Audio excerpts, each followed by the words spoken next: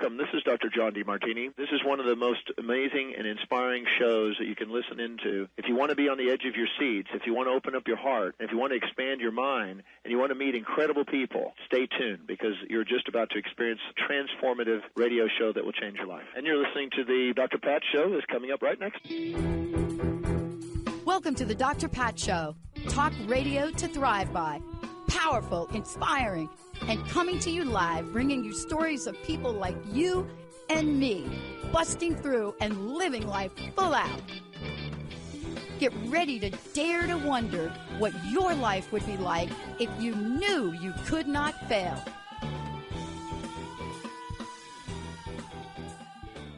Hey, everybody. Welcome to the Dr. Pat Show. I want to say that thanks to the folks at Gibson Center, the folks up here in Everett, Washington, that are giving me this show remotely in demonstration of what it's like to be in this world of media today and know that you can do a television show from pretty much anywhere if you've got the right team, and we've got the right team. Stefan is our producer today. Gail Lynn, rebel, dreamer, author, and inventor. I met Gail a number of years ago when she was so far ahead of the curve with what she invented. And to this day, there's nothing quite like it. And I'm talking about the harmonic egg. But more than that, this is about frequency. It's about healing. Today, she took it another step. So I'm doing my best to keep up with Gail, but I don't think that's going to happen. What's happening is she stepped out into the world and now is an acclaimed filmmaker. We're about to talk about the film, but we're talking about the process of filmmaking today. You all should know one thing. This is free. It's a free documentary. Please pass it forward, pay it forward, spread it. And this is the kind of documentary you want to pass on to people this holiday season. Go to itstime.love. Itstime.love. Gail, thank you so much for today. It's great to have you here. This film, every time I watch it, it really brings up different emotions depending upon where we are. But I can't even imagine. I mean, I'm trying to imagine a day in the life of you. I'm going to make a movie. And then what? What did you do after that? Oh my gosh, you're so spot on. I don't know how anybody could even keep up with me. And I have these great ideas and I'm an implementer. And so when I hear something and someone says, you know, the next phase of your career, you need to do a documentary. Now, I've been in automotive, I've been an engineer, I've been in telecommunications, and I've been in Hollywood already. And I think that culmination had just got me to where I am today. So when someone says, what's the next phase in you know, spreading the word about the harmonic egg, and they say you need to do a documentary, I just say, okay. You know, I say I say yes to life. So when something comes up, I just say yes and figure it out later. Now, my sister thinks that what she calls, you end up screwing your future self, because I'm the personality that says, you know, put it out there and we'll make it perfect later. And most inventors aren't that way. They put it out there when it's perfect, but sometimes it's 20 years later and their ideas are already taken by someone else because they waited too long to put it out there. And I'm not promoting putting it out there when it's really horrible, but at least when it's good enough. And then you can, you know, kind of work it from there. So with this documentary, I had to put it out perfect because you only have one chance, right? And so many people had so many different ideas about what it should be, how it should be put out there. But the filmmaking industry is really interesting because you're almost doing like 6 different businesses in one film. So you have the money raising part, which fortunately I was able to self-fund this one. And then you have the casting, you have the pre-production, you have the post-production, you have editing, you have marketing, you go to film festivals. So people say, you know, what does it take the average person to make a film? And the answer is the average person doesn't make a film. And so many people have asked me, what does it take? What does it take? I will write it all out for them. I will give it to them. But I also tell them, you better be prepared to put your whole life into this and to be focused. Yeah. Because so many inventors, yeah, go ahead. Yeah. And this is what I want to talk about. I want to take a really short break. I want to make an adjustment here with the show, but this is what I want to talk about when we come back. This is an interesting year for you all out there. There's so many things that we want you to think about. And what Gail just described is so right up my alley, because what should I call it? Not obsession. Let's just say my desire to launch something and make sure it's what you use, perfect. Did you say perfect? That will get you in trouble. And Gail is so right. If you don't just get it out there, somebody is going to get it. And by the way, thank you to my trademark attorney for getting back unstuckable, because Gail Lynn has got this right on. Let's take a really short break. When we come back, I want to know from you. I really want you to think about this as you go watch the film. I want you to think about coming up to 2025. 2025 is it's time to be alive. 2025. What are you going to do to change whatever you're doing that's sticking you on that couch? Let's take a short break, everybody. We'll be right back.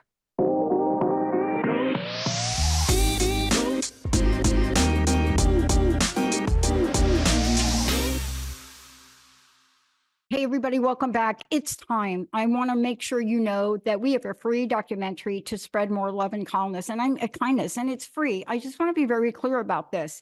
This is something, all you got to do is go to the website.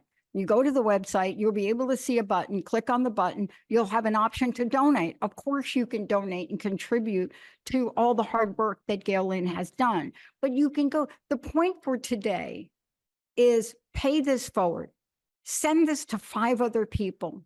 If you want to feel great about your future, your life, if you're wondering, I just don't know what the heck I got going on, once you watch this film, it will stir something up inside of you.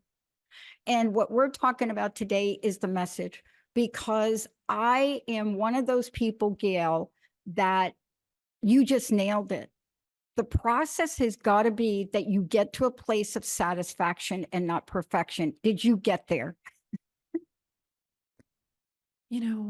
I'm happy with the result. Is it the film that I thought we were going to have? No. But it evolved to the place it was supposed to be. I think if it was any longer, it would get boring. I think it trucked along really quickly. So people are telling me they have to go back and listen to it again and again and again to pick up what's actually going on in the messages.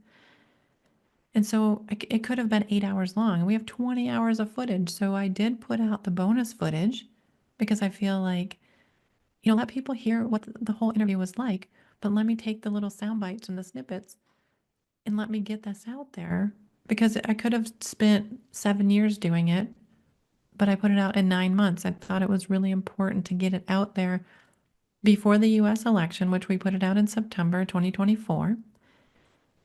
And I thought that message of being, the kindness and the oneness, because I really feel like it's time. And that's how the title came into being, because I kept saying, it's time for more love. It's time. I'm like, that's the name. And I just really wanted people to realize we're all one. And no matter what happens in the world, we have to take our power back. We have to stop thinking that the leaders of the company and the rich people in the world are telling us what our reality should be. And we have to take our power back and bring that our own reality into fruition. Yeah. It's been a really long time since I was visibly active in things that go on at I don't even want to say political level, because that's not actually correct, but I don't know another word. Maybe you can give me a new word.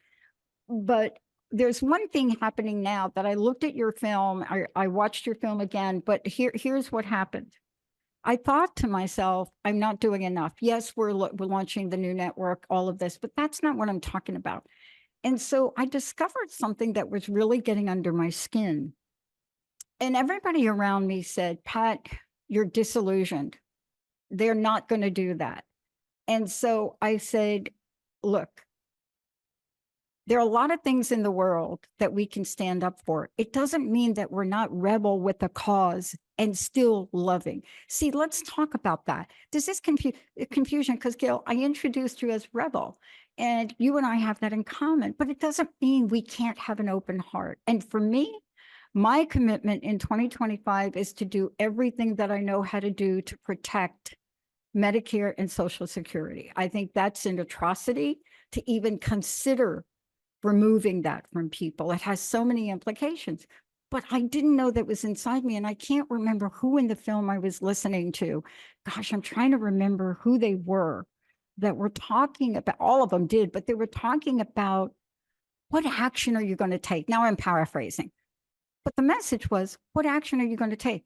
You took an action. How did making this film change you, Gail? It changed me on so many levels because I realized that these are my mentors, and I wanted to have women with, some wisdom, some sageness to them. And I found that I am in less judgment and more understanding of people and what they are going through in their lives. So I don't know if I talked about this in the last podcast that we had, but I was hit by a guy on the highway, and he pulled over, and I pulled over, and we got out of the car, and he was like, "I'm so sorry." Now I was surprised because he was so sorry, and he was on his phone, he was talking to his friend, and a whole lot of things were happening, and it was an accident. That's why they call it an accident. I ended up giving him a hug. That's not me. And I thought if more people could do this with love and kindness and just know it was a complete accident and we can love each other, even though this was a tragedy. I mean, dented up my car, but I didn't get angry. And I'm realizing now that I'm seeing things in a different light. I'm seeing that we're all one and we're all connected. So what happens to one happens to all of us. And we have to learn to navigate that. And I think this is the age of Aquarius, the divine feminine, and it's time. It's time for us to realize. Yeah. Let's talk about, I don't know if you can share this. I want to know some behind the scenes stuff, because those are the things that don't make the cut, right? But they're the experiences that you have. I want to talk about your experiences in making the film, right? Because those are the things that don't get in the film, but they're so much a part of the film, right? Yes. Oh my gosh, there's so many things. And I wanted to do a bloopers and kind of behind the scenes, but they said it would take away from the seriousness of it. But that's my personality. I'm like, let's just put all the bloopers out there. We showed up at Penny Kelly's house because we actually filmed in Michigan. That was one of our filming. And I know we only have, 30 minutes, so I'll tell a story from each location. We showed up at her house, and it was raining, and we had to do, the filmmaker wanted to do stuff in the rain. So we stood out there. It was like Wayne's World because we're out in the street. We're trying to get that shot with the lines. People see the road lines and our two umbrellas. And every time we're just ready to get into the shot, car. So we had to move out of the UPS truck, the FedEx truck. Everybody was coming as soon as we were trying to film. And people don't realize some of this funny stuff that happens. And then the teapot kept going off. So they're in the kitchen and you hear beep, beep, beep. I'm like, oh my gosh, cut. There was just so many beautiful things that happened too. There was a blue jay that was right outside the window. That was a beautiful experience as well. But I'll tell you some funny things and some things about Ani. When we went to Sedona, I wasn't paying attention. I was focused on everything. I walked right through the screen door and fell flat on my face. Totally ruined their screen door. And everybody was looking at me. I'm like, I'm so sorry. I wasn't paying attention. And the door was open. You couldn't see the screen. So I just walked right through it. Oh my God.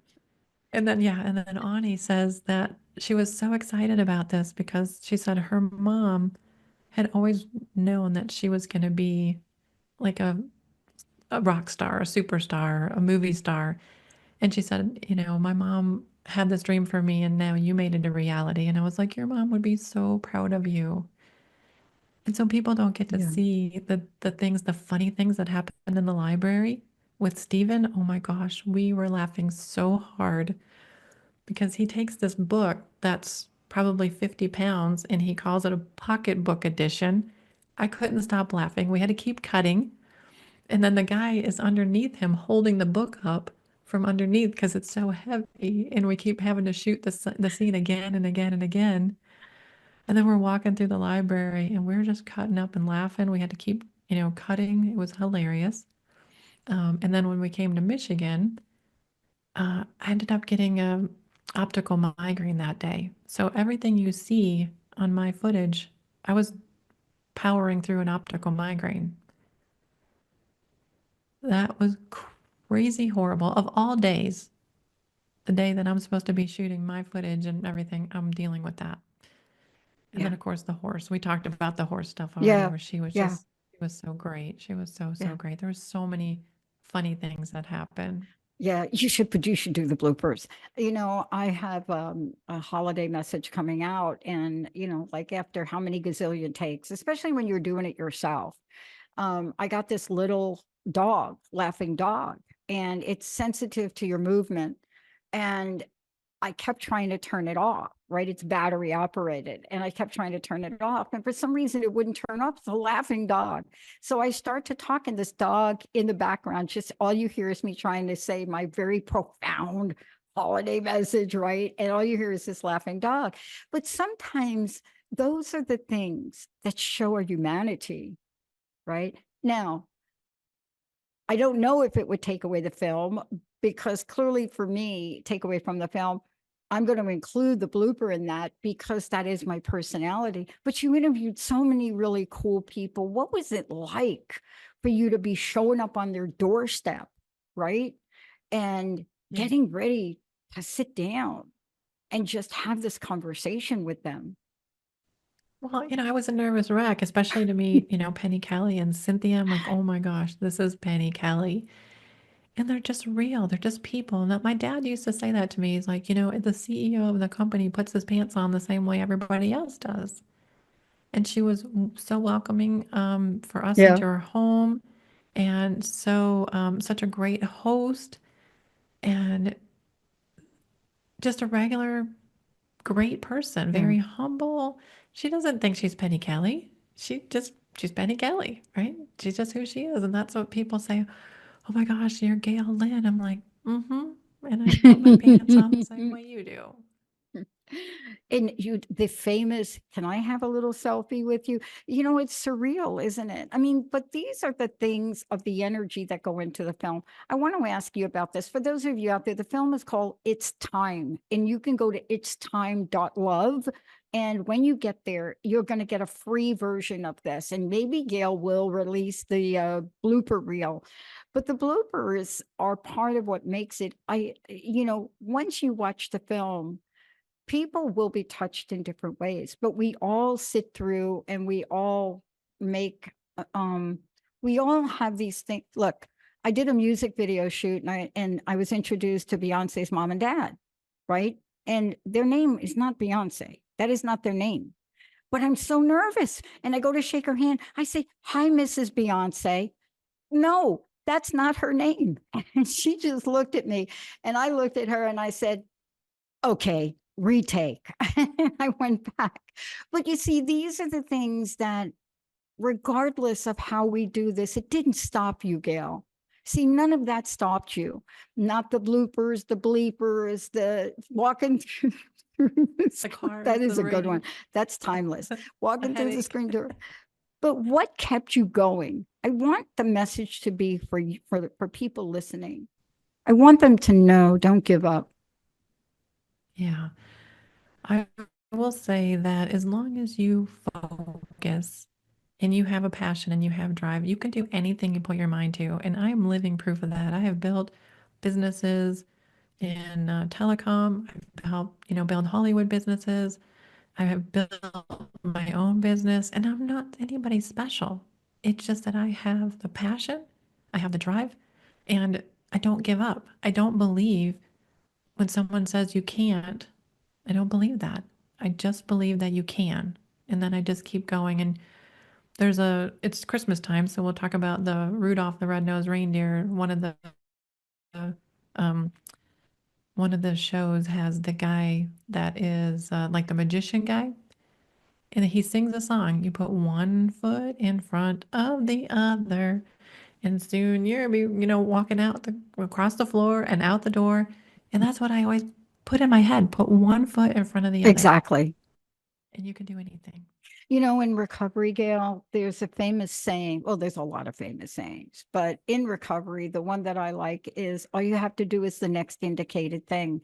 And I sat here and I planned out day-to-day timeline for our launch.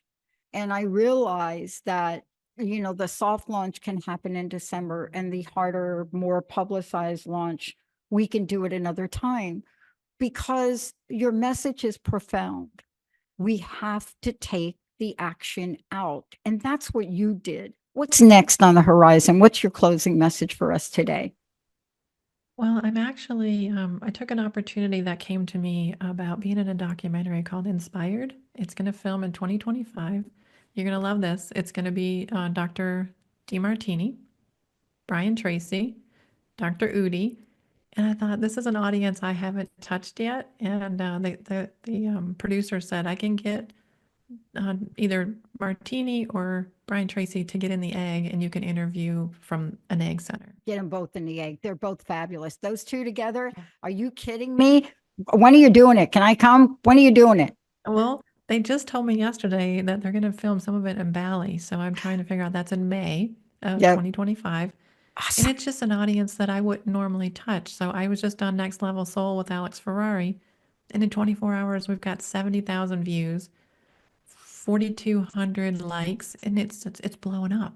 Yeah. And so I'm writing a second book, and then the momentum is building. But you know what? It's taken 8 years. No kidding. I mean, people think when they hear about what we're doing like overnight. No, it's taken us 15 years, not because we're not behind the curve. We have to wait for the time for things to catch up. Gail, last question, personal message. What do you want to leave us with? Thank you. Well, yeah, I think that's what I just said is you can do anything. Just put your mind to it. Stay focused. If you're an inventor and you have 101 ideas, that's not impressive. The impressive thing is you launch one of them. Gail Lynn, again, it's time.love. Pay it forward, pass it on, make somebody have their heart touched in such a profound way. Make sure you like the film, make sure you connect with Gail, and please, everyone, remember what she said. This is the time. It's our time. It's your time. It's time. We'll see you in a few minutes.